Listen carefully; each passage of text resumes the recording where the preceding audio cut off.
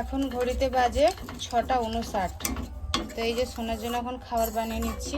দুপুরবেলা সোনা একদম খেতে যায়নি, এত গরমে খেতে চাইনি। এতবেলা একটু বাতাস হচ্ছে, আর এই যে সন্ধ্যা হয়ে গেছে।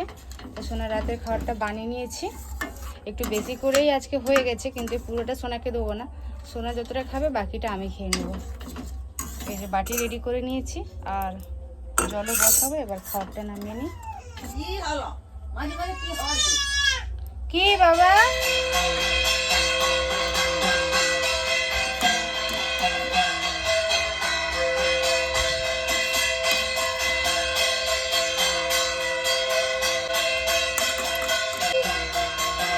এখন খাবারটাকে জলের মধ্যে এইভাবে ঠান্ডা করে নিচ্ছি।